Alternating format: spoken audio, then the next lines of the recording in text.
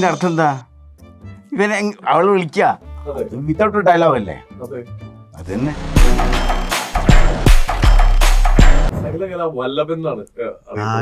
പാട്ട് പാടും, സ്കിറ്റ് എഴുതും. പാട്ടുമായിട്ട് യാതൊരു ബന്ധവുമില്ല. എന്റെ അമ്മ പറയുന്നത് നീ ബാത്റൂം പോലും പാടുന്നതാണ്. ലാസ്റ്റത്തെ ഷൂട്ടില് ബിജുട്ടനോട് സ്ഥിരമായിട്ടിടുന്ന ചിരിയാണ്. ആ ചിരി ഒരു 10 ടേക്ക് എടുത്തിട്ട് വന്നിട്ടില്ല.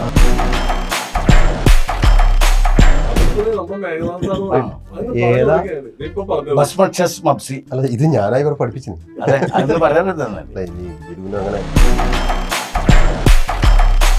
കിടിലൻ ടീമാണ് കണ്ണൂർ കഫേ.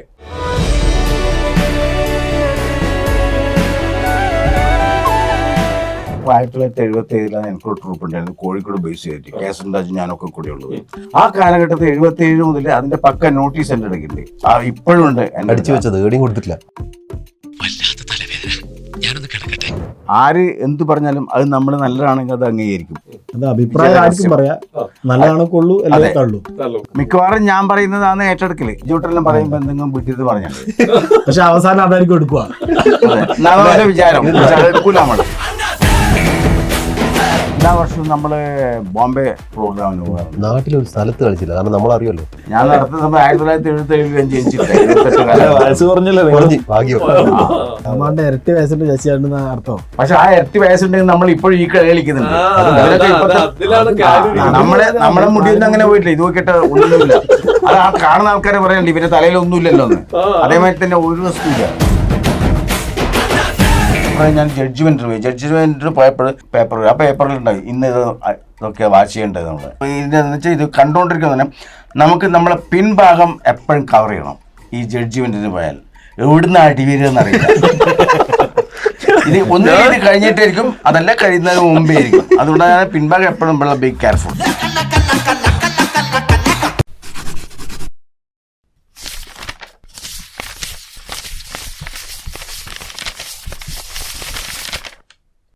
നമസ്കാരം, welcome to Jango Space. It's me Sreenath K Janardhanan. ഇന്ന് ഞാനിപ്പോൾ കണ്ണൂരാണ്. കണ്ണൂർ ഇപ്പം എൻ്റെ മുമ്പിൽ കുറച്ച് അതിഥികളുണ്ട്. ഈ അതിഥികൾ നിങ്ങൾക്ക് എല്ലാവർക്കും വളരെ പ്രിയപ്പെട്ടാണ്.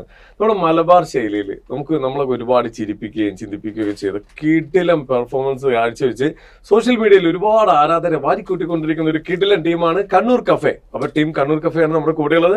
Welcome to your show. നമസ്കാരം. വളരെ വളരെ സന്തോഷം. നമ്മുടെ ടീമംഗങ്ങൾ എല്ലാവരും ഇല്ലല്ലേ? പലരും പല തിരക്കിലാണ്. ശശിയേടാ, ഇവിടെ തന്നെ സ്റ്റാർട്ട് ചെയ്യാം. സിനിമ സംശയമൊക്കെ തകർക്കുകയാണല്ലോ. അതിന് മുമ്പ് ഒരു കാര്യം ചോദിക്കട്ടെ, ബാങ്കിലായിരുന്നില്ലേ? ഞാൻ ബാങ്കിലായിരുന്നു. അന്ന് തൊട്ടേ കലാപരമായിട്ട് ഈ ഒരു ഞാൻ വർഷങ്ങളൊരു നിയർ അബൌട്ട് 48 years, 48 വർഷമായി കലാരംഗത്ത്. കോളേജിൽ പഠിക്കുമ്പോഴേ ഉണ്ട്. ഹൈസ്കൂൾ പഠിക്കുമ്പോൾ തുടങ്ങിയതാ. അന്ന് ഹൈസ്കൂൾ പഠിക്കുമ്പോൾ എന്താ തുടങ്ങിയത്? നാടകം. അന്ന് തുടങ്ങിയത് നാടകമായിരുന്നു. നാടകം. ആരാണ് ശശിയേട്ടൻ്റെ ഉള്ളിൽ ഒരു കലാകാരനെ തിരിച്ചറിഞ്ഞത്? അത് നാട്ടുകാരെല്ലാവരും കൂടി തീരുമാനിച്ചു. എപ്പോഴും ഇങ്ങനെ ചിരിച്ച് തമാശ പറയാന്നുള്ളതാണ്. മറ്റുള്ളവരെ രസിപ്പിക്കുക, അതാണ് നമ്മുടെ പരിപാടി. സ്കൂളിലെ താരമായിരുന്നു. അപ്പോ സ്കൂളിൽ താരമായിരുന്നില്ല, കോളേജിൽ താരമായിരുന്നു. കാലിക്കറ്റ് യൂണിവേഴ്സിറ്റിയിൽ തുടർച്ചയായിട്ട് 3 വർഷം മോണോ ആക്ടറിന് ഫസ്റ്റ് കിട്ടി. അടിപൊളി. പിന്നെ അത് 73, 74, 75, 1900 കാലഘട്ടങ്ങളില്. അന്ന് കണ്ണൂർ യൂണിവേഴ്സിറ്റി ഉണ്ടായിരുന്നില്ല, കാലിക്കറ്റ് യൂണിവേഴ്സിറ്റി. മത്സരിക്കാൻ പറയാനില്ല. മത്സരിക്കാനേ കുറെ ആൾക്കാരുണ്ടായി അല്ലേ? ഇഷ്ടം പോലെ ആൾക്കാരുണ്ടായിരുന്നു. അന്ന് ഈ മോണോ ആക്ടിന് എന്ന് പറഞ്ഞാല് തമാശക്കാണ് പ്രാധാന്യം. ഇന്നതല്ല, ഇന്ന് വളരെ സെന്റി ആയിട്ടുള്ള സാധനങ്ങളാണ്. തമാശ മെസ്സേജിലും അഭിനയത്തിലും. പിന്നെ നമ്മളിപ്പോ കുറെ ഞാൻ ജഡ്ജ്മെന്റിന് പോയപ്പോൾ നമുക്കൊരു ഒരു പേപ്പർ, ആ പേപ്പറിലുണ്ടായി ഇന്ന് ഇതൊക്കെ വാച്ച് ചെയ്യേണ്ടത് നമ്മള്. പിന്നെ ഇതെന്ന് വെച്ചാൽ ഇത് കണ്ടുകൊണ്ടിരിക്കുന്ന നമുക്ക് നമ്മളെ പിൻഭാഗം എപ്പോഴും കവർ ചെയ്യണം. ഈ ജഡ്ജ്മെന്റിന് പോയാൽ എവിടുന്ന് അടിവരുമെന്ന് അറിയില്ല. ഇത് ഒന്നും കഴിഞ്ഞിട്ടായിരിക്കും, അതല്ല കഴിയുന്നതിന് മുമ്പേ ആയിരിക്കും. അതുകൊണ്ട് ഞാൻ പിൻഭാഗം എപ്പോഴും ബി കെയർഫുൾ. എവിടെന്നെങ്കിലും അങ്ങനെ വളഞ്ഞിട്ടുണ്ടോ? ഉണ്ട്.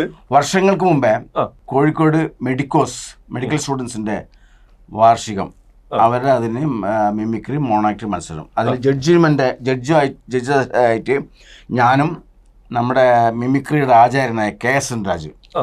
പിന്നെ കാർട്ടൂണിസ്റ്റ് പോൾ കല്ലാനോട് മാഷ്, നമ്മൾ 3 പേരായിരുന്നു. അപ്പോൾ മത്സരിക്കാൻ. അപ്പോൾ അന്ന് മെഡിക്കൽ കോളേജിലെ സ്റ്റുഡൻസിൻ്റെ ധാരണ അവരപ്പുറം വേറെ ആരും ഇല്ല എന്നുള്ളതാണ്. അപ്പോൾ ഇതെല്ലാം മത്സരം കഴിഞ്ഞതിന് ശേഷം അവർ വന്നിട്ട് നമ്മുടെ ബാക്കിൽ ഇരുന്നിട്ട് കമൻസ് പാസ്സാക്കാൻ തുടങ്ങി. ഈ ഇരിക്കുന്ന 3 ആൾക്കും ഇതിൻ്റെ അകത്ത് എന്ത് വിവരം ഉണ്ടാവുമെന്ന് ആർക്കറിയാം, എന്തൊക്കെ അറിയാം ഉള്ളത് നമ്മളെ ഡിസ്സാക്കുക. ഇതിങ്ങനെ കളിക്കുന്നുണ്ട്. അപ്പോൾ പോൾ മാഷ് പറഞ്ഞു കലുണ്ട്, അയാൾ മനോരമയുടെ കാർട്ടൂണിസ്റ്റ് ആയിരുന്നു. രാജേഷ് ശശി, ഈ പറഞ്ഞതിന് നിങ്ങൾ മറുപടി പറയണം. ആരെങ്കിലും ഒരാൾ മതി,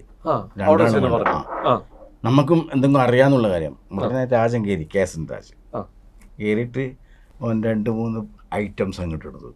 മിമിക്രി ഇത് അനുഭവമാണ്. നമ്മുടെ ഐറ്റംസ് എടുത്ത് അടിച്ച് തൂഫാനാക്കി വേണം. കയ്യടി നിവൃത്തിയില്ല, കയ്യടിക്കണുണ്ട്. അമ്മാതിരി ഐറ്റംസ് ഓൺ ചെയ്തത്. അത് കഴിഞ്ഞതിന് ശേഷം അവൻ പറഞ്ഞു, നിങ്ങൾ ഒരു എല്ലാവരും ഒരേ ലെവലിൽ കാണരുത്. എല്ലാവർക്കും പലവിധ കഴിവുകളുണ്ടാവും, ചിലപ്പോൾ കഴിവുകളില്ലാത്ത ആളുണ്ടാവും. അപ്പോൾ ഇന്ന സംഗതികളുണ്ടോ നമ്മളിപ്പോൾ ചെയ്യേണ്ടി വന്നിരുന്നത് എന്ന് പറഞ്ഞു. അവിടെ തിരിച്ചു കൊടുത്തു. ഇതാണ് കൊണ്ടും കൊടുത്തും വളർന്നു ഒരാളാണ് ഞാൻ രജിസ്റ്റേട്ടൻ.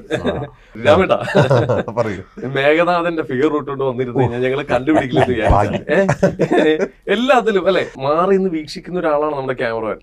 ഫ്രെയിമിൽ കൂടി നോക്കുമ്പോ മേഘനാഥനെയാണോ കാണാറ്? അല്ല, ഇപ്പൊ പറയാൻ തുടങ്ങിയപ്പോ കമന്റ്സ് വരാൻ തുടങ്ങിയപ്പോ കാണാറുണ്ട്.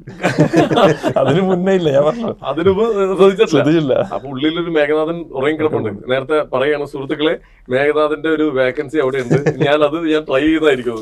കണ്ണൂർ കഫേയിലേക്ക് ജോയിൻ ചെയ്തതിന് ശേഷം ഉണ്ടായ സംഭവ വികാസങ്ങൾ എന്താണ്? കണ്ണൂർ കഫേയിലേക്ക് വന്നതിന് ശേഷമുള്ള ഏറ്റവും വലിയ മാറ്റം എന്താണെന്ന് വെച്ചാൽ, ഓരോ പ്രദേശത്ത് പോകുമ്പോൾ ഇപ്പോൾ ആളുകൾ തിരിച്ചറിയാൻ തുടങ്ങി എന്നുള്ളതാണ്.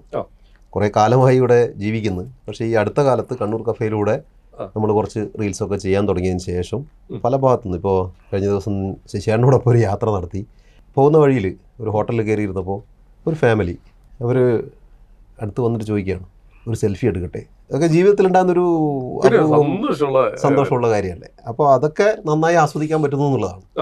അതിനർത്ഥം നമ്മൾ വിജയിക്കുക എന്നാണ്. നമ്മൾ ചെയ്യുന്നത് എല്ലാവരും കാണുന്നുണ്ട് എന്നുള്ളതാണ് ഏറ്റവും വലിയ കാര്യം.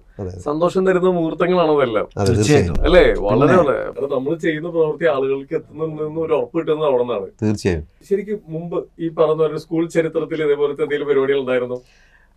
ഞാൻ സ്കൂൾ പഠിക്കുന്ന കാലത്ത് കഥാപ്രസംഗവും നാടകമൊക്കെ ആയിട്ട് ഇങ്ങനെ കുറേ കാലം അങ്ങനെ കടന്നുപോയ ഒരാളാണ്. ഇപ്പോഴും നാടകം ചെയ്യുന്നുണ്ട്. പക്ഷെ വ്യത്യാസം എന്താണെന്ന് വെച്ചാൽ, ഈ കാലം അത്രയും നാടകം ചെയ്തപ്പോഴും എൻ്റെ പ്രദേശത്തുള്ള എൻ്റെ നാട്ടുകാരല്ലാതെ മറ്റൊരാളും എന്നെ തിരിച്ചറിഞ്ഞിട്ടില്ല. പക്ഷെ ഇപ്പോൾ തിരുവനന്തപുരത്ത് പോയാലും ആരെങ്കിലുമൊക്കെ കണ്ണൂർ കഫേയുടെ പേരിൽ തിരിച്ചറിയുന്നു എന്നുള്ളത് അതൊരു വലിയ വ്യത്യാസം തന്നെ. പിന്നെ അടിപൊളിയല്ലേ. അപ്പോ അതേപോലെ തന്നെ നമ്മുടെ ബിജുവിനെ കുറിച്ച് പറയുകയാണെങ്കിൽ സകലകല വല്ലഭൻ എന്നാണ്. സ്കിറ്റ് എഴുതും, എല്ലാ പരിപാടിയുള്ള ഒരാളാണെന്നാണ് അറിയപ്പെടുന്നത്. സത്യമാണോ? സ്കിറ്റ് എഴുതും, പാട്ടുമായിട്ട് യാതൊരു ബന്ധവുമില്ല. എന്റെ അമ്മ പറയുന്നത് നീ ബാത്റൂം പോലും പാടരുതാണ്. ഇതുവരെ പാട്ട് പാടിയിട്ടില്ല? ഇല്ല, പാട്ട് പാടില്ല. അത്യാവശ്യം എഴുത്തുണ്ട്, സ്കിറ്റ്, സ്റ്റേജ് പ്രോഗ്രാം അങ്ങനെ ആയിട്ട് പോകുന്നു. അല്ല, ഓൻ ആധാര എഴുത്ത് ഓഫീസിലൊന്നും പോയി.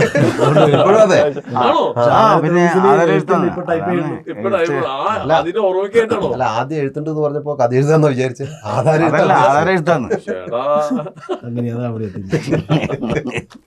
അതെ, ഇവരെല്ലാവരും എങ്ങനെ മാനേജ് ചെയ്തുകൊണ്ടോളൂ?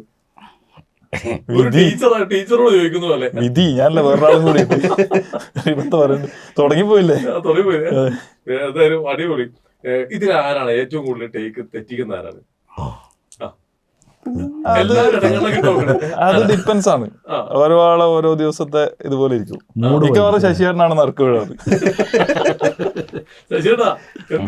കാരണം ശശിയുടെ സെൻട്രൽ ക്യാരക്ടർ എപ്പോഴും ഉണ്ടാവാം. അപ്പൊ ശശിയേട്ടന് എക്സ്പ്രഷൻ ശരിയാകുന്നവർ അല്ലെങ്കിൽ ഡയലോഗ് ശരിയാകുന്നവർ നമ്മൾ എടുത്തോണ്ടിരിക്കും. ശശിയേട്ടന് ചില ദിവസത്തിൽ ഒരു ടങ് ട്വിസ്റ്റ് ഉണ്ടായി കഴിഞ്ഞാൽ അതിൻ്റെ അകത്ത് പുറത്തേക്ക് വരാൻ കുറച്ച് സമയം എടുക്കും. അത് ശശിയേട്ടൻ എന്നല്ല, എല്ലാവരും അങ്ങനെ തന്നെയാണ്. ഈ ഒരു കാര്യത്തിൽ ശശിയേട്ടനോടും കൂടി ഇതിനൊരു കാര്യം ചെയ്യുക, എന്താണ് ഈ പറഞ്ഞതിന്റെ ഒരു അർത്ഥം? അതായത് നമ്മളൊരു കോമഡി ചെയ്താലേ ഈ കോമഡി എല്ലാ കോമഡിക്കും ഒരേ എക്സ്പ്രഷൻ ആയി പോകാൻ പാടില്ല. അപ്പോഴത് ചിന്തിച്ചിട്ടേ ചെയ്യാൻ പറ്റുള്ളൂ. അപ്പോഴുള്ള ഒരു ബ്രേക്ക് എന്നല്ലാണ്ട് തീർച്ചയായിട്ടും നമുക്ക് ഒരു കോമഡി ചെയ്യുമ്പോൾ നമുക്ക് മെയിനായിട്ട് വേണ്ടുന്ന ഡയലോഗ് കോമഡി അല്ല, ഇപ്പൊ ഡയലോഗിൽ കോമഡി ഇല്ലെങ്കിലും നമ്മൾ മുഖത്തുകൊണ്ട് തന്നെ കാണിച്ചിട്ട് നമുക്ക് അത് കോമഡി ആക്കി തീർക്കാൻ പറ്റും. എക്സ്പ്രഷൻ ഇട്ടിട്ട് തന്നെ നമുക്കത് ഡെവലപ്പ് ചെയ്യാൻ പറ്റും. ഇതിപ്പോ ഒരാളോട് പറയാണ്, ഇങ്ങനെ ഒരു പെൺകുട്ടിനെ കാണുന്ന ആൺകുട്ടി ഇങ്ങനെ വന്ന് നിൽക്കുമ്പോഴേക്കും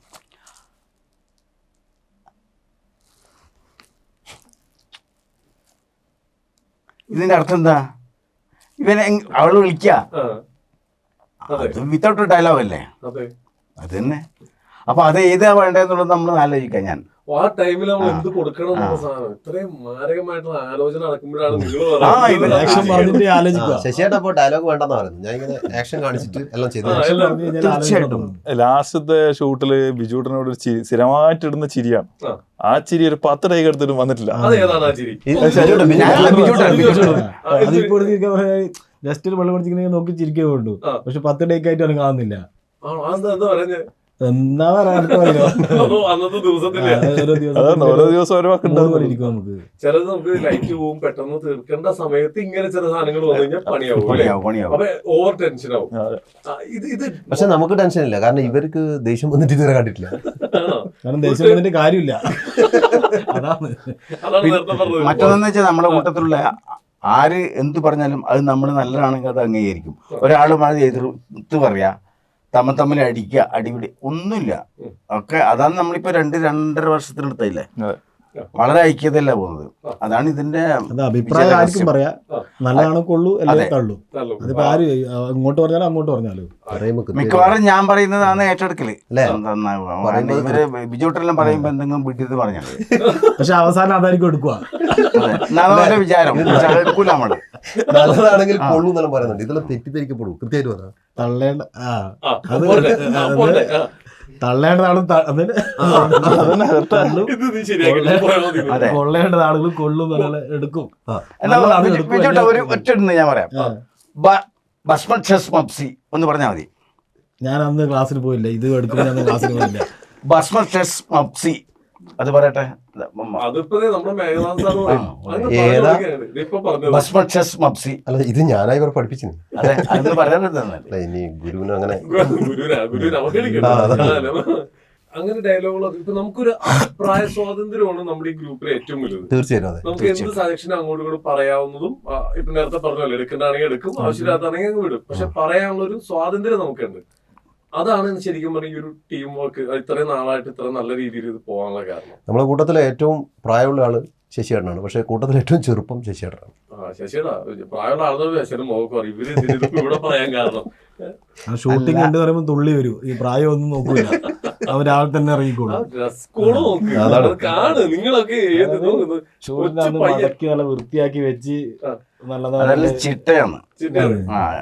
ഇവന്റെ ഒക്കെ എന്ന് വെച്ചാൽ ഇവൻ കൊണ്ടുവരുന്ന ഡ്രസ്സെല്ലാം കണ്ടു കഴിഞ്ഞാൽ കംപ്ലീറ്റ് കുത്തി നിറച്ചിട്ട് കൊണ്ടുവരാം. ബിജുട്ട് അടുത്ത കോസ്റ്റ്യൂം ഉണ്ടോ ചപ്പ വലിക്കും. അത് ഫുട്ബോൾ നമ്മളൊക്കെ നല്ല ചിട്ടയില് എല്ലാം അടുക്കി വെച്ചിട്ടുണ്ടാവും. അതിങ്ങനെ കാണിക്കാൻ വയ്യ. ഇവർക്ക് ആവശ്യമുള്ള ഡ്രസ്സ് മാത്രം എടുത്താൽ മതി. പക്ഷെ ഞാൻ രാമാനുള്ള ഡ്രസ്സ് കൊടുക്കണോ? കയ്യും വീശി വരും. ഉത്തരവാദിത്വമുള്ള ഇപ്പൊ മനസ്സിലായി എങ്ങനെ മാനേജ് ചെയ്യണത്. അല്ല, ഇനി ഇതിൽ നമ്മുടെ കൂട്ടത്തിൽ കുറച്ച് ഇല്ലാത്ത ആൾക്കാരില്ലേ, അതിലൊരാളെ കുറിച്ച് പറയാം. നല്ലതാ പറയുന്നത്. ആളുകളൊക്കെ തെറ്റിദ്ധരിച്ചിട്ടുള്ള ഒരു കാര്യമാണ്. അതിപ്പോ ഇതിലൂടെ ഒന്ന് ക്ലിയർ ആവട്ടെ. ശശിയേട്ടന്റെ ഭാര്യയാണ് ലീലേച്ചി എന്ന് തെറ്റിദ്ധരിക്കുന്ന ഒരു വലിയ ആളുണ്ട്. ബിജുട്ടിന്റെ അമ്മയാണ് ലീലേച്ചി. വേറെ ഒരു ബന്ധവും ഇവർ തമ്മിൽ. ഞാൻ ഈ കഫേയിൽ എത്തുന്നത് അമ്മ കാരണമാണ്. ഫസ്റ്റ് ഇവർ ഈ സംഭവം തുടങ്ങി 2-3 റീല് ഓപ്പൺ ആയാലോ അമ്മേന്റെ ഒരു കഥാപാത്രം വന്ന് ഇവർ അമ്മേനെ വിളിച്ച് അങ്ങനെ അമ്മേനെയും കൂട്ടി ഞാൻ വന്നിയാന്ന്. ഞാൻ അതിന് മുമ്പ് ചെറിയൊരു ഇതുണ്ട് പരിപാടി. സ്വന്തമായി കൂമ്പാള മീഡിയ എന്ന് പറഞ്ഞൊരു ചെറിയ കൂമ്പാള മീഡിയ ചെറിയ രീതിയിൽ അങ്ങ് പോകുന്നത്.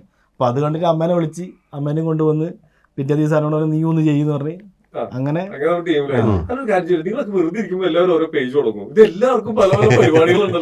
ഞാൻ ഇതിന് മുമ്പേ തുടങ്ങിയതാ.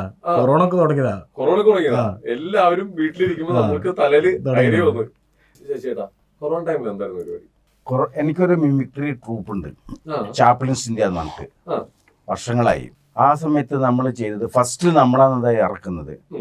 നമ്മളുള്ള 5-8 ആർട്ടിസ്റ്റുകൾ ഓരോ വ്യത്യസ്ത ഏരിയയിലുള്ളത്.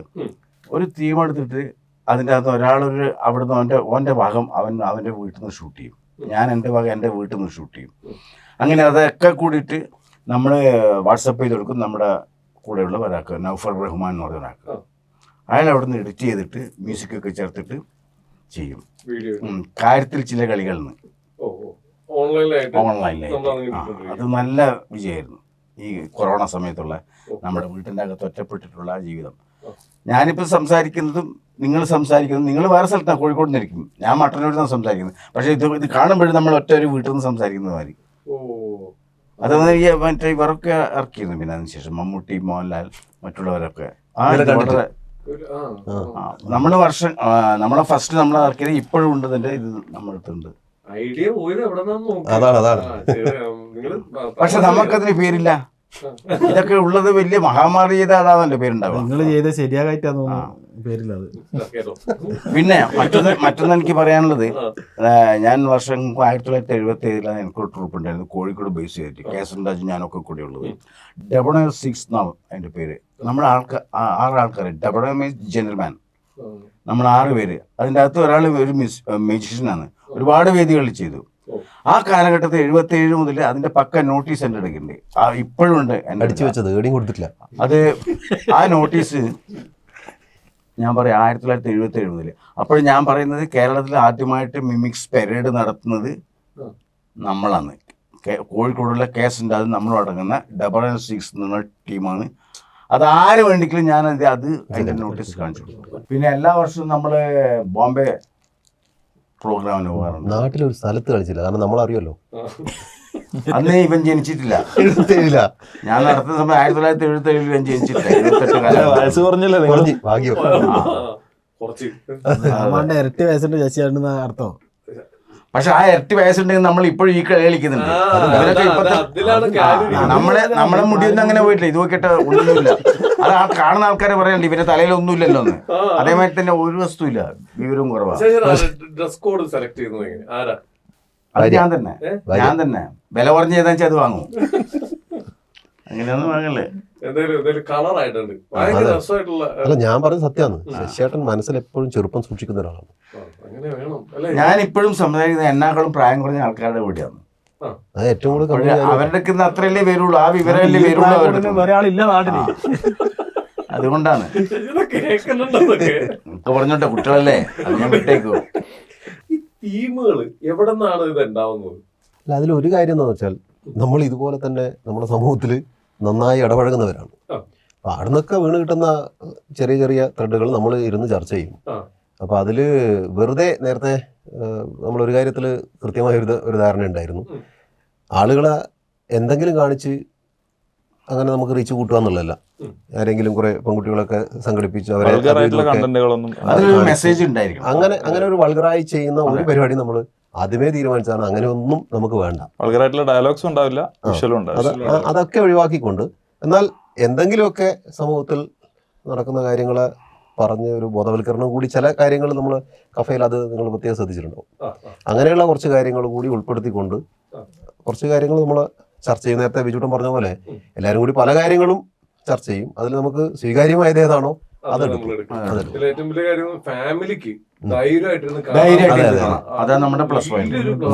കല്യാണ വീട്ടിലും പോയി കഴിഞ്ഞാൽ ഓരോ കഥ പറയല്ലോ. നിങ്ങളൊരു കഥ ഇങ്ങോട്ട് പറഞ്ഞാൽ നമ്മൾ അതിന്റെ വേറെ ലെവലിൽ ചിന്തിക്കും. അങ്ങനെ ആ കഥ ഇടുമെന്ന് പറയും. അപ്പൊ അത് ഇങ്ങനെ ഫോർമേഷൻ ചെയ്യാം, ഇങ്ങനെ മാറ്റാന്നുള്ള രീതിയിൽ അവിടെ തന്നെ ഡെവലപ്പ് ചെയ്ത്. ഈ ഇപ്പൊ മണിച്ചേട്ടൻ പണ്ട് പറഞ്ഞിട്ടുണ്ട്, വേലായുധ എന്ന് പറഞ്ഞ പാട്ട് പാടിയപ്പോ ചേട്ടനോ അയൽക്കാരനോ ഒരു വേലായുധം വന്നിട്ട് ആ ടേപ്പ് റെക്കോർഡ് എറിഞ്ഞ് പൊട്ടിക്കുകയും വഴക്കുറയൊക്കെ ചെയ്തു. ഇതേപോലെ നമ്മൾ എടുത്തേക്കുന്ന ക്യാരക്ടറുകൾ ഇപ്പൊ പല നമ്മുടെ നാട്ടുകാരെ വരെ നമ്മൾ ഒബ്സർവ് ചെയ്യും. എന്തായാലും ഇതിൽ ഒബ്സർവേഷൻ ഭയങ്കരമാണ്. ആരും ചോദിച്ചാൽ നിങ്ങൾ ചെയ്തത് എന്നെയാണോ എന്ന് ചോദിച്ചിട്ടുണ്ടായിരുന്നു. ഇതിന്റെ ഏറ്റവും വലിയൊരു ഗുണം എന്താണെന്ന് വെച്ചാൽ, നമ്മളിത് ഷൂട്ട് ചെയ്യുന്നത് ഈ പഴശ്ശി പ്രദേശത്താണ്. പഴശ്ശി കാഞ്ഞിരത്തിന് കീഴിൽ ഈ പ്രദേശത്താണ്. ആ പ്രദേശത്തുള്ള മിക്കവാറും എല്ലാ വീട്ടുകാരും നമുക്ക് വാതിൽ തുറന്നു വെച്ചവരാണ്. എപ്പോൾ വേണമെങ്കിലും ഇപ്പം നമ്മൾ ഒരു കണ്ടന്റ് ചർച്ച ചെയ്ത് നമുക്കിത് ചെയ്യണം എന്ന് പറഞ്ഞാൽ അത് പറ്റുന്ന വീട് ഏതാണെന്ന് നോക്കി നേരെ അവിടത്തേക്ക് കയറിച്ചില്ലാണ്. നമ്മള് മുൻകൂട്ടി ഒന്നും പറയില്ല. അല്ല ഞാൻ പറഞ്ഞല്ലോ, ഞാൻ എന്റെ നാട്ടിലുള്ളതിനേക്കാളും പരിചയം ഇപ്പൊ എനിക്ക് ഇവിടെ ആ നാട്ടിലാ. അപ്പൊ ആ വീട്ടിൽ പോയി ഇന്ന് ഇവിടുന്നാണെന്ന് പറഞ്ഞാൽ ഓക്കെ, അവരെല്ലാ തരത്തിലും സപ്പോർട്ട് ചെയ്യും, സഹായങ്ങൾ നോക്കി എല്ലാ സഹായങ്ങളും. അതാണ് നിങ്ങൾ ചെയ്യുന്ന കോണ്ടന്റ്. നാട്ടുപറയായിട്ട് ബന്ധമുണ്ട്. ഉം. നാട്ടുപറയായിട്ട് അപ്പൊ എന്തായാലും നല്ല അടിപൊളിയായിട്ട് പോയിക്കൊണ്ടിരിക്കുന്നത്. ഇനി ഇതില് ഇപ്പൊ നമ്മള് ലീലേച്ചിയുടെ കഥ പറഞ്ഞ പോലെ ഇതുപോലെ ഇനി നമുക്ക് 1-2 ആർട്ടിസ്റ്റുകളുണ്ട് ഇവിടെ. ഒന്നൊന്നല്ല, 1-2 കുറച്ച് കുറെ പേരുണ്ട്. ഒരു വിഭാഗം ഇങ്ങനെ മാറി മാറി വരുന്നുണ്ട്. അതെ. ഇപ്പൊ ആദ്യം നിങ്ങളെ തന്നെ പറയണെങ്കിൽ നിങ്ങൾ ഈ 4 പേര് ഇതിലേക്ക് ജോയിൻ ചെയ്തത് എങ്ങനെയാ? കണ്ണൂർ കഫേയുടെ തുടക്കക്കാര് ഉം. തരുണും നമ്മുടെ സംവിധായകനായിട്ടുള്ള ഷിജിത്ത് ഷിജിത്തും. ശീതം. അപ്പൊ നമ്മള് പിന്നെ നമ്മൾ ഓൾറെഡി ഷോർട്ട് ഫിലിംസ് ചെയ്തിട്ടുണ്ടായിരുന്നു. ഞാൻ ഷീത്തും കൂടെ ഒരു 3 ഷോർട്ട് ഫിലിംസ് ചെയ്തിട്ടുണ്ടായിരുന്നു. അത് 2 IDSFFK ഒക്കെ പോയി അത്യാവശ്യം നല്ല റീച്ച് കിട്ടിയിട്ടുണ്ടായിരുന്നു. ഓക്കെ. പിന്നെ അതിന്റെ ബഡ്ജറ്റ് ഷോർട്ട് ഫിലിം തിരിച്ചൊന്നും കിട്ടില്ല. നമ്മളെ എഫേർട്ടും പൈസ ഇടുക എന്നല്ലാണ്ട് വേറെ ഒന്നും കിട്ടില്ല. അപ്പൊ നെക്സ്റ്റ് എന്ത് ചെയ്യുന്നുള്ളത് കയ്യിൽ പൈസ ഇടാൻ ഇനി ഇല്ല. അപ്പോൾ കുറച്ച് സിനിമ ചെയ്യാൻ വേണ്ടി ആലോചിച്ചു. പ്രൊഡ്യൂസർ മീറ്റിംഗ്, പുള്ളി ഓൾറെഡി വർക്ക് ചെയ്തുകൊണ്ടിരിക്കുന്ന ഒരാളാണ്. അപ്പോൾ ഇങ്ങനെ ഒരു ദിവസം രാത്രി ഇരുന്ന് ആലോചിച്ചപ്പോൾ വേറെ വർക്ക് ചെയ്യാനൊന്നുമില്ല. അപ്പം എന്തെങ്കിലുമൊക്കെ ചെയ്യേണ്ടതെന്ന് വെച്ചിട്ട് ഷീത്തിനെ രാത്രി വിളിച്ച സമയത്ത് നമുക്കെന്നാ പിന്നെ ഒരു യൂട്യൂബ് ചാനൽ നോക്കാമെന്ന് പറഞ്ഞു. യൂട്യൂബ് ചാനൽ എന്നാൽ പിന്നെ ഷൂട്ട് ചെയ്യാം. നമ്മളൊരു ബുധനാഴ്ചയോ അങ്ങനെ എങ്ങാണ്ട് സംസാരിക്കുന്നത്. തൊട്ടടുത്തൊരു തിങ്കളാഴ്ച ശനിയാഴ്ച ഞായറാഴ്ച ഞങ്ങൾ ഷൂട്ട് പ്ലാൻ ചെയ്തു. നല്ല ഈ സമയത്തന്നെയായിരുന്നു, നല്ല മഴയത്തായിരുന്നത്. ജൂൺ ജൂലൈ ആ മാസത്തിലായിരുന്നു സ്റ്റാർട്ട് ചെയ്തത്. അപ്പൊ അങ്ങനെയാണത് ഉണ്ടായത്. പെട്ടെന്നൊരു ദിവസം അങ്ങ് ഉണ്ടായതാണ്.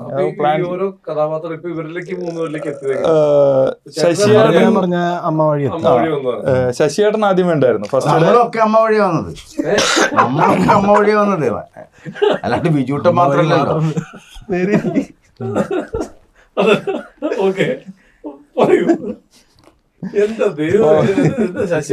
അല്ല, അത് ബിജുവിന് മാത്രമുള്ള ഒരു പ്രത്യേകത അല്ലല്ലോ.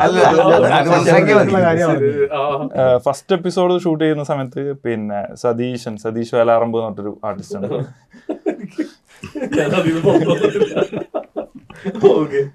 അപ്പോൾ സതീഷ് വേലാറമ്പുണ്ട്. പിന്നെ രാധാകൃഷ്ണൻ തലച്ചങ്ങാട് കണ്ട കുറച്ച് മുടിയൊക്കെ ഉള്ളൊരു ആള്. പിന്നെ വിപിനത്തിക്കാട്ടൊരു അസിസ്റ്റന്റ് ഉണ്ട്, ഷീത്തിന്റെ ഫ്രണ്ട്. അപ്പൊ ഞങ്ങള് 4 പേര് ആയിരുന്നു ഫസ്റ്റ് എപ്പിസോഡ് ഷൂട്ട് ചെയ്തത്. പിന്നെ അന്ന് ശശിയേട്ടൻ ഉണ്ടായിരുന്നു. അപ്പൊ തന്നെ ശശിയേട്ടൻ അന്ന് വൈകിട്ടത്തെ ഷൂട്ടിന് ശശിയേട്ടനെ വിളിച്ചു.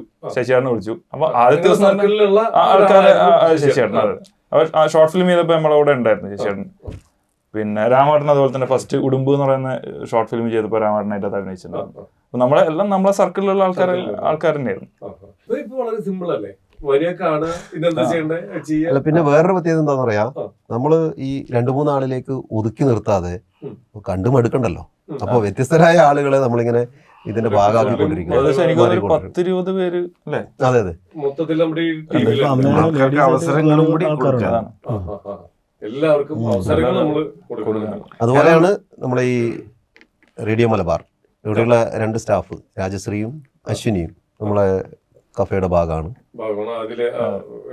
അത് മാത്രല്ല ഈ റേഡിയോ സ്റ്റേഷൻ നമുക്ക് വളരെയധികം സപ്പോർട്ട് ചെയ്യുന്നതാ. അതൊരു വലിയ പ്ലസ് പോയിന്റ് നമ്മുടെ റേഡിയോ മലബാറിൽ കൂടി പല രീതിയിൽ നിങ്ങളെ ആളുകളിലേക്ക് എത്തിക്കാൻ നിങ്ങളെ സപ്പോർട്ടും ചെയ്യുന്നുണ്ട്. ഇത്രയും നല്ലൊരു പ്ലാറ്റ്ഫോമിന്റെ സപ്പോർട്ട് ഉണ്ട്, ഇത്ര ആളുകളുടെ സ്വീകാര്യതയുണ്ട്. അപ്പൊ അതിന്റെ അർത്ഥം നിങ്ങൾ പോകുന്ന വഴി കറക്റ്റ് ആണെന്നുള്ളതാണ്. ഇതേപോലെ തന്നെ എപ്പോഴും പോയിക്കൊണ്ടിരിക്കണം. ഇനിയിപ്പോ വളരെ ചെറിയ കുറച്ച് കാര്യങ്ങൾ കൂടി. സിനിമ ഇപ്പോ ശശിയേട്ടൻ വീണ്ടും ഒരു സിനിമ താരമായി മാറിയിരിക്കുകയാണ്. അതുപോലെ നിങ്ങൾക്ക് എല്ലാം സിനിമയിലേക്കൊരു ചെറിയ മുഖം കാണിച്ച് മറ്റേ ഇപ്പൊ പിന്നെ ഒരു ജാതി ജാതകത്തില് കുറെ സീന് ഷൂട്ട് ചെയ്തിട്ട് ഔട്ട് വന്നേരം ഇല്ല, അന്നേരം അത്യാവശ്യം പാട്ട് സീനിലും ചെറിയ 1-2 ഡയലോഗിലും ഉണ്ട്. പിന്നെ ഇപ്പൊ മറ്റൊരു പുള്ളിക്കാരായിരുന്നു ലുക്മാൻ അല്ലേ, ലുക്മാൻ ഒരുപാട് ഷൂട്ട് കഴിഞ്ഞിട്ടുണ്ട്. അപ്പൊ അത് ഇതില്ല, കല്യാശ്ശേരി പഞ്ചായത്തിൽ നിന്ന് താൽക്കാലികമായി പേരിട്ടുള്ളത്. എന്റെ അവസ്ഥ നേരെ തിരിച്ചാണ്. ഒരു സ്റ്റെപ്പ് മുന്നോട്ട് വെക്കുമ്പോൾ 2 സ്റ്റെപ്പ് പുറകോട്ട് വെക്കുന്ന ഒരാളാണ് ഈ മേഖലയിൽ. കടന്നതുള്ളി അച്ഛന്റെ അവസാന ശ്വാസം എന്ന് പറഞ്ഞല്ലേ ആ പടം, അതിന്റെ ക്യാമറ ഇങ്ങേരായിരുന്നു, അതില് ചെയ്തു. അതിലല്ല, ഞാൻ മറ്റേ കണ്ണാടിപ്പറമ്പിലെ അത് കാരണം തരുൺ വിളിച്ചു. കാരണം നമ്മൾ ഈ ഒരു സർക്കിളിനുള്ളിൽ നിന്ന് വിട്ടുപോകാൻ ഒരു താല്പര്യമില്ലാത്ത ഒരാളാണ്. അതുകൊണ്ട് പരമാവധി ഇവിടെ തന്നെ ഒതുങ്ങി നിൽക്കുക എന്നുള്ളതാണ് എന്റെ ശീലം. ഇപ്പൊ നിങ്ങള് എന്താ പറയാ ക്യാമറ ചെയ്യുന്ന എന്താ പറയാ മൊത്തം നിങ്ങൾ കോർഡിനേറ്റ് ചെയ്യുന്നു, തരുൺചേട്ടൻ അത് ചെയ്യുന്നുണ്ട്. നാളെ ഒരു ദിവസം ഇദ്ദേഹത്തിനും സ്വപ്നങ്ങൾ സ്വന്തമായിട്ട് സിനിമയിൽ ഇനിയും അടുത്തടുത്ത് നല്ല പടങ്ങൾ ചെയ്യണം എന്നൊക്കെ ആഗ്രഹം ഉണ്ടാവും.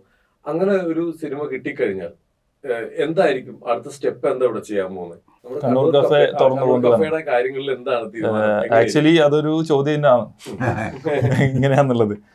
കാരണം നമ്മളെല്ലാവരും പക്ഷേ ആഗ്രഹിക്കുന്നത് ഇത് ഇതേപോലെ മുമ്പോട്ട് പോകണമെന്നും ഇതിലെല്ലാവരും രക്ഷപ്പെടണമെന്നാണ്. പക്ഷെ എല്ലാവരും രക്ഷപ്പെടുമ്പോ ഈ ഒരു കൂട്ടായ്മ സ്പ്ലിറ്റ് ആയി പോവാതിരിക്കാൻ നിങ്ങൾ എന്താ ചെയ്യാൻ പോകുന്നത്? അതാണെന്ന് അറിയേണ്ടത്. ഞാന് സത്യം ഇപ്പം ഞാൻ ചെയ്യുന്നത് ഇതിൻ്റെ അകത്ത് ക്യാമറ എഡിറ്റിംഗ്, അത്യാവശ്യം ഡയറക്ടർ പറയുന്നുണ്ട് ഷീത്ത് കല്യാട്, ഞാൻ പറഞ്ഞല്ലോ. അപ്പൊ അത്യാവശ്യം ഡയറക്ഷൻ ഇപ്പം ഷീത്ത് ഇല്ലാത്ത ദിവസം ഞാൻ തന്നെ ചെയ്തുകൊണ്ടിരിക്കുന്നു. ഡയറക്ഷൻ പഠിച്ചു എന്ന് വേണമെങ്കിൽ പറയാം. ഞാനില്ലാത്ത സമയത്ത് ഇപ്പം ആരെങ്കിലും ഒരാളുണ്ടെങ്കിൽ, ഒരു ഡയറക്ടർ ഉണ്ടെങ്കിൽ ഏതെങ്കിലും ഒരു ക്യാമറമാനെ കണ്ടെത്തി ഇനി ഇതിൻ്റെ അകത്തേക്ക് വരുത്തണം എന്നുള്ളതാണ് ആഗ്രഹം. ഞാൻ അന്വേഷിച്ചുകൊണ്ടിരിക്കുകയാണ്. കാരണം നമ്മുടെ ക്വാളിറ്റി എന്ന് പറയുന്നത് എനിക്ക് ഭയങ്കര ഇമ്പോർട്ടൻ്റ് ആയിട്ടുള്ള ഒരു കാര്യം, പിക്ചർ ക്വാളിറ്റി എന്ന് പറയുന്നത്. അപ്പോൾ അതുപോലെ ചെയ്യാൻ പറ്റുന്ന ഒരാളെ അന്വേഷിച്ചുകൊണ്ടിരിക്കുകയാണ്. ഇപ്പൊ നമ്മളെ ഇത് കാണുമ്പോൾ പലരും ചോദിക്കും നിങ്ങളെ ഫ്രെയിം നല്ലൊരു ഫ്രെയിമാണ്, നല്ല ഫ്രെയിമാണ്. പലരും അത് ഇത് സാധനം കുറച്ച് ഡൗൺ ആയാലും ആ ഫ്രെയിം ചിലപ്പോൾ പിടിച്ചു വെക്കും. നല്ല സാധനം. അതുപോലെ ഒരു കിട്ടാൻ വേറെ നമ്മള് ശരിക്കും ആ ഒരു കുടുംബം, ശരിക്കും കണ്ണൂർ കഫേ എന്ന് പറയുന്ന ഒരു കുടുംബമാണ്. ആ കുടുംബത്തിൽ നിന്ന് വളരാൻ എല്ലാവർക്കും അവസരം കൊടുക്കും. പക്ഷെ വിട്ടുപോകാൻ ആരെയും അനുവദിക്കില്ല. ലീവ് കൊടുക്കുക. ഇവിടെ സിനിമ പോയി ചെയ്തിട്ട് വരിക. അതെ അതെ. പിന്നെ നമ്മളൊരു സിനിമ ചെയ്തിട്ടുണ്ട്, അതിന്റെ ബാക്കി പണികളൊക്കെ ഇങ്ങനെ അണിയറയിൽ നടന്നുകൊണ്ടിരിക്കുകയാണ്. നമ്മുടെ കഫേ ടീം തന്നെ ചെയ്തിട്ടുണ്ട്. വളരെ സന്തോഷമുള്ള കാര്യമാണ്. ഒരു തിയേറ്റർ റിലീസ് എന്നുള്ള പ്ലാൻ, ഒരു ഫെസ്റ്റിവൽ തിയേറ്റർ റിലീസ് ചെയ്യാം. ക്വാളിറ്റി കുഴപ്പങ്ങളോ പ്രശ്നങ്ങളൊന്നുമില്ല. ബട്ട് നമുക്ക് അതൊരു എന്റർടൈൻമെന്റ് മൂവി അല്ല, കുറച്ചൊരു ഓഫ് ബീറ്റ് അങ്ങനെയുള്ളൊരു എന്റർടൈൻമെന്റ് ഉണ്ട്, ഇല്ലാന്നല്ല. Cinema entertain ചെയ്യിക്കണല്ലോ. പക്ഷേ അതൊരു എന്താ പറയണ്ടേ, കുറച്ചൊരു ഡാർക്ക് ഹ്യൂമർ അങ്ങനെയുള്ളൊരു പരിപാടിയാണ്. അത്രത്തോളം ആൾക്കാർക്ക് ഇഷ്ടപ്പെടും എന്നുള്ളത് നമുക്കറിയില്ല. അപ്പം സപ്പോർട്ട് ഉണ്ടെങ്കിൽ തിയേറ്റർ റിലീസ് ചെയ്യാം. മറിമായം, അതുപോലെ തട്ടിമുട്ടി, ഏറ്റവും കൂടുതൽ എപ്പിസോഡുകൾ, ഏറ്റവും കൂടുതൽ ആളുകൾ കാണുന്ന, ഒരിക്കലും തീരല്ലേ എന്ന് പ്രാർത്ഥിക്കുന്ന പരിപാടികളാണ്. അപ്പൊ അതേപോലെ ഇപ്പൊ നമ്മുടെ ഇപ്പൊ കണ്ണൂർ കഫേ ആളുകൾ ഭയങ്കരമായിട്ട് ഏറ്റെടുത്തിട്ടുണ്ട്, വെയിറ്റ് ചെയ്തിരിക്കുന്നുണ്ട് ഓരോ വീഡിയോസും. ഇപ്പൊ എന്റെ അനിയൻ, എറണാകുളത്തുള്ള എന്റെ അനിയനും കറക്റ്റ് ആയിട്ട് ഫോളോ ചെയ്യുന്നതാണ് നിങ്ങൾ എല്ലാവരും. അവന് ഭയങ്കര സന്തോഷം ഇങ്ങോട്ട് വരുന്ന പറഞ്ഞപ്പോ, എല്ലാരും അന്വേഷിച്ചു പറയുമ്പോൾ. അതെ. അപ്പൊ എല്ലാവരും വളരെ നല്ല രീതിയിൽ ചില റീലുകൾ, ഷോർട്സുകളൊക്കെ ഇങ്ങനെ ഭയങ്കരമായിട്ട് വരുമ്പോ ആൾക്കാർ തപ്പിപ്പിടിച്ച് അന്വേഷിച്ച് പോയിട്ട് വീഡിയോ കാണുന്നുണ്ട്. ഇപ്പൊ ഇതേപോലെ ഈ ഒരു കൂട്ടായ്മേനെ എപ്പോഴെങ്കിലും TV ചാനലിൽ നിന്ന് നിങ്ങൾ ആരെങ്കിലും സമീപിച്ചിട്ടുണ്ടോ? ഈ പറഞ്ഞ തട്ടിമുട്ടിയില് ഞാൻ ചെയ്തിരുന്നു. ചെയ്തിട്ടുണ്ട്. നല്ലൊരു വേഷം ചെയ്തു. ചാപ്ലിൻ. ഞാൻ സാധാരണ എൻ്റെ മെയിൻ ചാപ്ലിനാണ്. പണ്ട് സ്റ്റേജിൽ അതെ, ചാപ്ലിൻ ശശി എന്നാണ് പറയാറ്. പിന്നെ കൈരളിയിൽ 1.5 വർഷത്തിലധികം എവറി സാറ്റർഡേ 8 മണിക്ക് ചാപ്ലിൻസ് കോമഡി എന്ന് തോന്നിയിരുന്നു. KS Prasad comedy mimics. പിന്നെ ഞാനും KS പ്രസാദിന്റെ അത് ഞാൻ സ്ഥിരമായിട്ട് ചെയ്തിരുന്നു. അത് കണ്ടിട്ടാണ് ഇപ്പൊ തട്ടിമുട്ടിയിൽ വിളിച്ചു. തട്ടിമുട്ടിയിൽ ചെയ്തിരുന്നു. ജയേട്ടൻ. പിന്നെ എന്റെ മഹാഭാഗ്യം എന്ന് പറയുന്നത് KPSC ലളിതന്റെ കൂടെ ഞാൻ വിചാരിച്ച എന്റെ മഹാഭാഗ്യം അതിൽ നിന്ന് ഒഴിവായി കിട്ടിയതാണെന്നോ. അപ്പൊ അങ്ങനെ ഒരു മഹാഭാഗ്യം ഉണ്ടായി ലളിത ചേച്ചിയിലൂടെ ചെയ്യാൻ പറ്റിയത്. അപ്പൊ ഇതുപോലെ ഇനിയിപ്പോ അവസരങ്ങൾ തുടങ്ങിയിട്ടല്ലേ ഉള്ളൂ.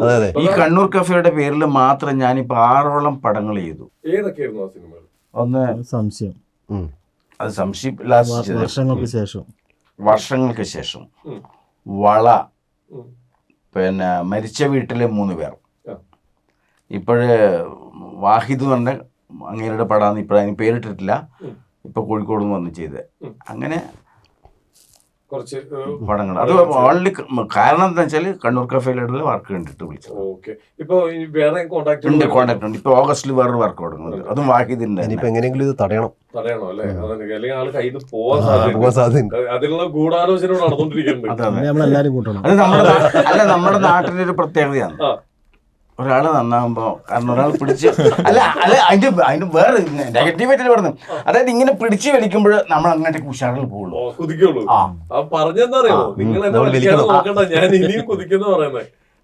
കാരണം ഇത്രയും വർഷങ്ങളായിട്ടും എന്നെ 4 അറിയുന്നത്. ഇതിനു മുമ്പേ ഞാൻ പടത്തിൽ 1977 ഞാൻ തേർവാഴ്ച എന്ന് പറഞ്ഞിട്ട് KPSC സണ്ണീൻ്റെ കൂടെ അഭിനയിച്ചതാണ്. 1977. പക്ഷെ നമ്മുടെ സമയം ശരിയല്ല. പിന്നെ ചാപ്ലിൻസ് മിമിക്രി ട്രൂപ്പ് ആഫ്രിക്കയിൽ പോയി. സൗത്ത് ആഫ്രിക്ക അല്ല ഈസ്റ്റ് ആഫ്രിക്ക ആദ്യമായിട്ട് പോകുന്ന കേരളത്തിലൊരു ടീം. അങ്ങനെ ആഫ്രിക്കയിൽ പോയി, അത് കഴിഞ്ഞ് UAE ഒരുപാട്.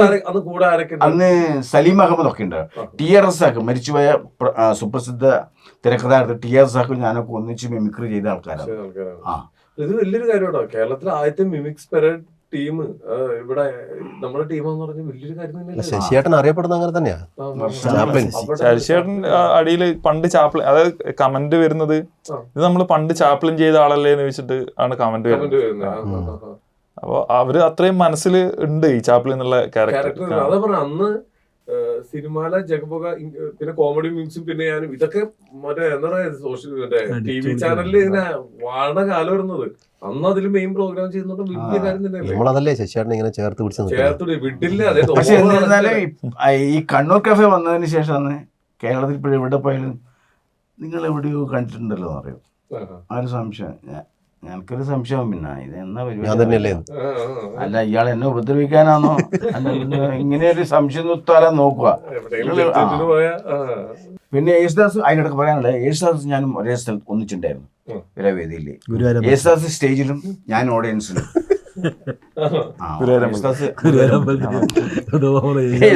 സ്റ്റേജിലും ഞാൻ ഭാഗത്തിന് ഫ്രണ്ട് സീറ്റ് മുമ്പിൽ നമ്മളെ അടുത്തടുത്ത്. അങ്ങനെ ഞാനും ഉണ്ടായിരുന്നു മൂകാംബിക പോയപ്പോ. ഒരുമിച്ചുണ്ടായിരുന്നു. ചെയ്യാൻ ബുദ്ധിമുട്ടുള്ള ക്യാരക്ടർ ഏതാ, അല്ലെങ്കിൽ ഇമോഷൻ ഏതാ? അതിന്റെ പ്രശ്നം എന്താ പറയാ, എന്നെ കൃത്യമായിട്ട് തരുണ് ഷീത്തിനും അറിയുന്നത് കൊണ്ട് എനിക്ക് ഈസി ആയിട്ട് ചെയ്യാൻ പറ്റുന്നതേ തരത്തുള്ളൂ. മറ്റൊരു കാര്യം ഞാൻ അറിയുന്നില്ല. ലൈറ്റ് പോകുമ്പോ തീരുമില്ല പരിപാടി. രാമേട്ടൻ നടക്കുക പറയും എനിക്ക് കരയാനുള്ള ക്യാരക്ടറാണ്. കാര്യം ഭയങ്കര താല്പര്യം. ആൾക്കാരെ കുടുംബ പ്രേക്ഷകരെ കയ്യിലെടുക്കാനുള്ള പരിപാടി എന്താ, അങ്ങനെ ഇമോഷൻസ് ആണോ? പക്ഷെ ഇവരെന്നോട് പറയുന്നത് വില്ലൻ ചെയ്യണം. ഞാൻ പറയുന്നത് വില്ലൻ അല്ലെങ്കിൽ ഈ ലുക്കിലുള്ള ഒരു വില്ലൻ ഇല്ലല്ലോ. പക്ഷെ നാടകത്തിലൊക്കെ ചെയ്തിട്ടുണ്ടേ. അതുകൊണ്ട് ഇങ്ങേർക്ക് നമ്മൾ ഉദ്ദേശിച്ചത് ശ്രീരാമന്റെ ഒക്കെ വേഷം കൊടുക്കാനാ. വില്ലനായിട്ട് ശ്രീരാമനാകുമ്പോ വില്ലനാണല്ല, ബാക്കിൽ വില്ലൊക്കെ കളിച്ചിട്ടുണ്ട്. വില്ലൻ വേഷം കൊടുക്കാൻ വേണ്ട പരിപാടിയാണ് ഇപ്പോൾ.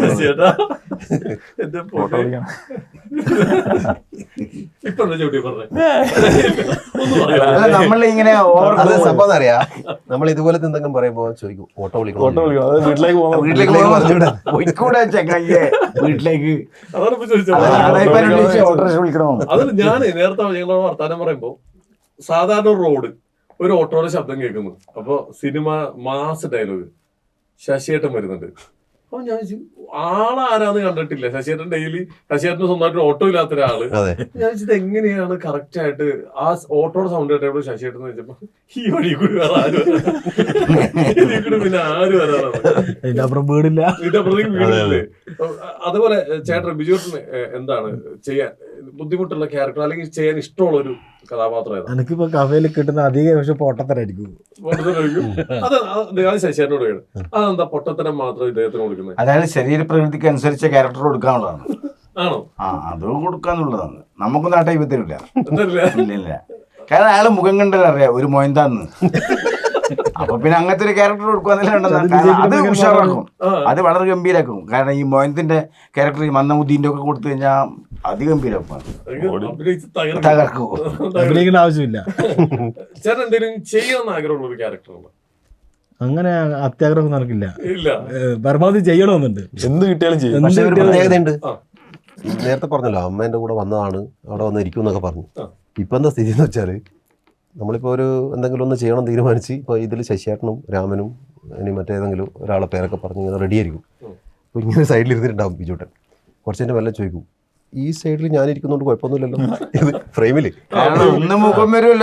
നമുക്ക് അതിന്റെ ഇടയിൽ ഒരു ഡയലോഗ് കയറ്റിയാലോ. അത് വേറൊരു സംഗതി എന്താ വെച്ചാൽ ഇതിപ്പം നമ്മൾ രാവിലെ മുതൽ ഷൂട്ട് ചിലപ്പോൾ 4-5-6 റീലൊക്കെ ചെയ്യും. അപ്പം റീല് ചെയ്ത് കഴിഞ്ഞ് പാക്കപ്പ് പറഞ്ഞു കഴിഞ്ഞാൽ ബിജുട്ടൻ പറയും ഇന്നത്തെ 6 റീലും ഞാനുണ്ട്. ശശിയേട്ടൻ ചിലപ്പോ 4 ഉണ്ടാവുള്ളൂ. അതെങ്ങനെയെങ്കിലും അതിന്റെ ഭാഗമാവും. ഇത് കഴിഞ്ഞാലേ പറയുള്ളൂ. നേരത്തെ പറഞ്ഞ അഭിപ്രായ സ്വാതന്ത്ര്യം ഇതാണല്ലേ, ആവശ്യം എടുക്കുന്നുണ്ട്. പക്ഷെ വേറെ കാര്യമുണ്ട്, ലൈറ്റ് ഇത് ഞാൻ പിടിക്കാം, ഈ സൈഡിൽ എല്ലാത്തിലും ഒന്നിച്ചുണ്ടാവും. എല്ലാത്തിനും നിൽക്കുക. നമ്മളൊരു കുടുംബം ചെയ്യുമ്പോ എല്ലാം ഒന്ന് അതായത് പഠിച്ചിരിക്കണു കറക്റ്റ് ആയിട്ട് ഫ്രെയിമിൽ എങ്ങനെ ഉണ്ടാവും.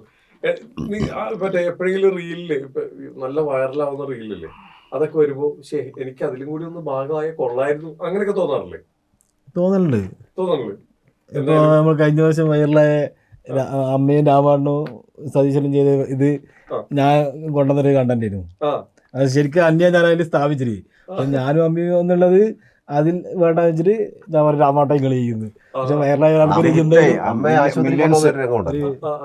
സത്യത്തിൽ ഇവന്റെ വീട്ടിൽ നടന്ന സംഭവമാണ്. അപ്പോൾ സ്വന്തമായിട്ട് അത് ചെയ്യേണ്ട, അത് നമ്മൾ ചെയ്തോളാന്ന് പറഞ്ഞിട്ട് അമ്മയും മോനും ശരിക്കും ജീവിതത്തിൽ അങ്ങനെ സംഭവിച്ചതാണ്. ഒരിക്കലും ഞാൻ രണ്ടാം പറഞ്ഞ ചാടൂല. എന്തായാലും ഇപ്പൊ ഫാമിലി എല്ലാവരും ഹാപ്പി അല്ലേ? അതെ അതെ, എല്ലാവരും ഫാമിലി ഹാപ്പിയാണ്. ഇപ്പൊ കസിൻസ് ഇപ്പൊ ഒരു പരിപാടിക്കൊക്കെ പോകാൻ ഭയങ്കര ഇൻട്രസ്റ്റ് ആയിരിക്കില്ലേ? നമുക്ക് എല്ലാവരും ചെല്ലുമ്പോൾ ആൾക്കാരൊക്കെ ആ ഒരു അത് നമുക്ക് മുമ്പോട്ട് ഒരു എനർജി കിട്ടുന്ന ഒരു പരിപാടി. വീട്ടിലാണ് ഏറ്റവും വലിയ പിന്തുണ. വീട്ടിലാണ് എല്ലാവരുടെയും വീട്ടിൽ നല്ല രീതിയിൽ സപ്പോർട്ടാണ്.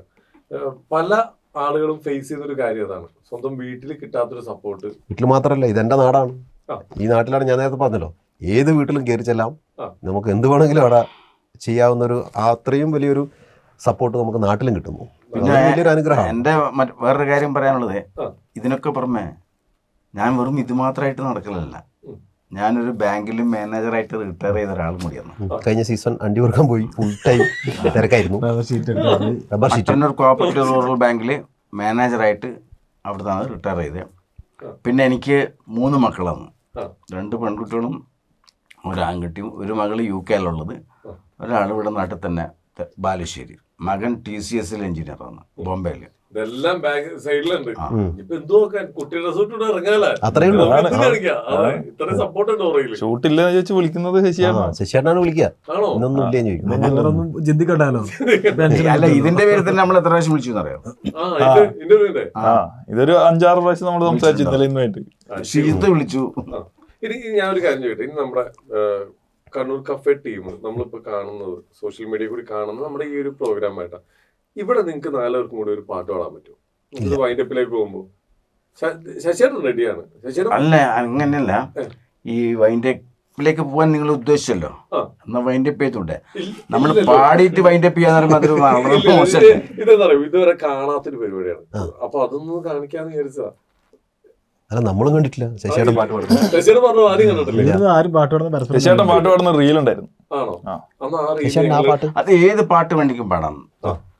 ഫാക്കിലമുണ്ടങ്ക ഗൂംപാറ്റേ നഗയ്ക്ക് നീണ്ടൊക്കെ നവ്വാട്ടെ രഗയ്ക്ക് അയക്കുന്ന ടാനിന്റെ ധമറൂവ് സിക്കറപഞ്ഞാട്ടെ എന്നാ കാരക്ക കായ്ക്കുന്ന നാട്ടിന്റെ മധൂർ കിസ്സ പറഞ്ഞാട്ടെ. അത് ഏത് ഭാഷയിൽ വേണ്ടി വരാം. ഇത് ഞാൻ അറബിയിലെ മാനെന്നും കൂപ്പിട മട്ടൻ, മയിലെന്നും കൂപ്പിട മട്ടൻ, മാനത്തെ മണിവിളക്കെ ഉള്ളിൽ കിടന്നു കരൾ കൊള്ളയടിക്കും നിന്നെ കള്ളിപ്പെണ്ണെന്ന് കൂപ്പിടുവൻ. വെറും അതിൻ്റെ അകത്ത് കൂപ്പിടുവൻ തമിഴ്നാട്ടിൽ പോയിട്ട് പാടാൻ പറഞ്ഞിട്ട് ഞാൻ പാടിയ പാട്ടത്. കാരണം എനിക്ക് വേറെ തമിഴൊന്നും അറിയില്ല, ഇതും അറിയുള്ളൂ കൂപ്പിട വിടമാട്ട എന്നുള്ളത്. അതാണ് മിമിക്സും കൊണ്ട് അന്ന് ദക്ഷിണാഫ്രിക്കയിലോ എവിടെയോ പോയല്ലോ, ഏതായിരിക്കും അവതരിപ്പിച്ചിട്ടുണ്ടോ? നിങ്ങൾ ആലോചിക്കുക. ശരിയാണല്ലോ, അവിടെ പോയിട്ട് ആഫ്രിക്കയിൽ പോയിട്ട് മലയാളി സമാജാന്ന് വിളിച്ചത്. ആ പിന്നെ ആദ്യം എന്ന് വെച്ചാൽ അതിന്റെ വേറെ പ്രത്യേകിച്ച് ആദ്യം നമ്മൾ റിട്ടേൺ ടിക്കറ്റ് ഒക്കെ റെഡിയാക്കിയിട്ടാ പോയി. എന്തായാലും അടിപൊളി. അപ്പൊ എന്തായാലും നമ്മളിപ്പോ വളരെ ഞാനിവിടെ വന്നിട്ട് എന്താ പറയാ, നിങ്ങളൊക്കെ നേരിട്ട് കാണുന്നു, നമ്മുടെ കണ്ണൂർ കഫേ ടീമിന്റെ കുറെ വിശേഷങ്ങൾ അറിയുന്നു, ഇത് നമ്മളിലൂടെ നാട്ടുകാരിലേക്ക് എത്തുന്നു. ഒരുപാട് സന്തോഷം ഉണ്ടാകുന്ന കുറെ വാർത്തകൾ കിട്ടി. സിനിമ വരാൻ പോകുന്നു, ഒരുപാട് നമ്മുടെ പ്രോഗ്രാമുകൾ ഒരുക്കി നിൽക്കുന്നതിൽ മുമ്പോട്ട് തന്നെ നല്ല രീതിയിൽ പോയിക്കൊണ്ടിരിക്കുന്നതായിരിക്കും. ഈ എനർജി, ഈ നാട്ടുകാരെ ഏറ്റെടുത്തേക്കുന്ന ഈ എനർജി ഏറ്റുവാങ്ങിക്കൊണ്ട് ഇനിയും ഒരുപാട് ഉയരങ്ങളിലേക്ക് കണ്ണൂർ കഫേ എത്തണം. ഞങ്ങളുടെ എല്ലാവരുടെയും, ഇതിപ്പോ ഞാനൊരു ചാനലിന്റെ ഒരു പ്രതിനിധിയായിട്ടാണ് സംസാരിക്കണമെങ്കിലും നമ്മളിത് നിങ്ങളുടെ കണ്ടുകൊണ്ടിരിക്കുന്ന, നമ്മുടെ ഈ പ്രോഗ്രാം കണ്ടുകൊണ്ടിരിക്കുന്ന എല്ലാവരും മനസ്സിലുള്ള കാര്യം പറയുന്നത്, നിങ്ങൾ നല്ല രീതിയിൽ ഒരുപാട് ഉയരങ്ങളിലേക്ക് എത്തണം. എല്ലാവരുടെയും സപ്പോർട്ട് ധൈര്യമായിട്ടുണ്ട്. ആ സപ്പോർട്ടൊക്കെ കമന്റുകളിൽ നമ്മൾ കാണുന്നതാണ്. ഒരുപാട് ഉയരങ്ങളിലേക്ക് എത്തട്ടെ. ഈ നമ്മുടെ ഇന്റർവ്യൂവിൽ ഇല്ലാത്ത എല്ലാവർക്കും നമ്മുടെ കണ്ണൂർ കഫേ ടീമിന് എല്ലാവർക്കും ജാങ്കോ സ്പേസിന്റെ ഒരുപാട് ആശംസകൾ നേരുന്നു. Thank you. വളരെ സന്തോഷം.